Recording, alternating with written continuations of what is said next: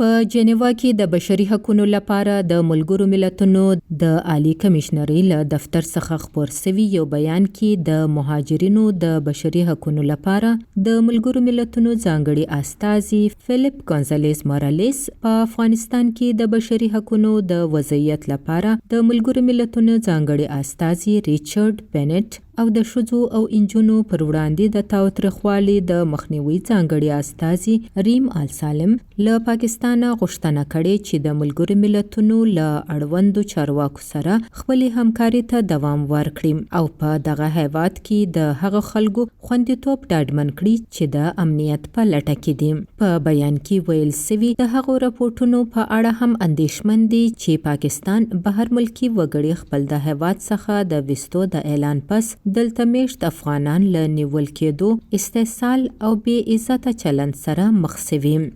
کوم یو سیولایزډ ملک داسې دی چې هغه په دنیا کې بشمول افغانستان چې هغه په خپل ملک داسې کسان پرېږدي چې هغه سره نه کاغذ شته نه تذکره شته نه ویزه شته پکار د حکومتونو ته چې دا په یو ښه طریقې سره دا ټول معاملات پروسس پوره کړی شي او چې کوم تلندي افغان ته چې کوم واپس افغانستان ته تللی چې هغه په عزت طریقې سره لاړ شي په یو پراپر طریقې سره لاړ شي او چې کوم دلته پاتې کېږي هغه چې په بغیر د خطرې نه بغیر د تکلیف نه بغیر د فیر نه چې کوم دی هغه دلته کې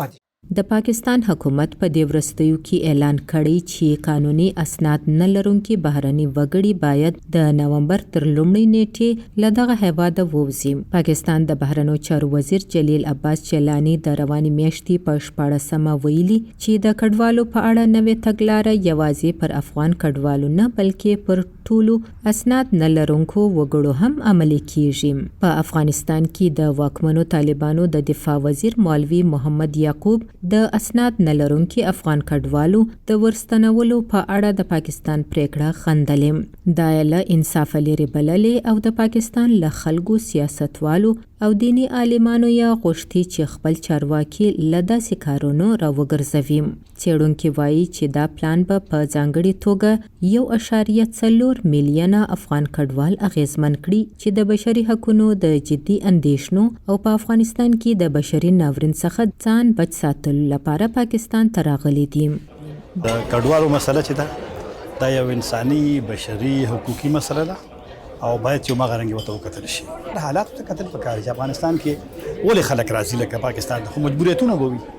اسه خو وایښ نه لري کنه چې هغه خپل من د بهر لاړ شي او د مهاجرت ژوند تیری مهاجرت ژوند آسان خو نه دی. د 2021م کال په دسمبر کې د ملګرو ملتونو کارپوهانو په یو لیک کې له پاکستان غوښتي وو چې د طالبانو له واک څخه وروسته د افغان کډوالو وستل دي تر هغه ودروي تر څو چې په افغانستان کې د بشري حقوقو وضعیت خوندي او با عزت نه وي. د افغانستان حکومت هم د پاکستان له حکومت غوښتي چې د افغان کډوالو له نیولو لاس واخلي او له نړیوالو قوانینو سره سم عمل وکړي. رابعه پیر، وایس اف امریکا، ډیوا، اسلام آباد.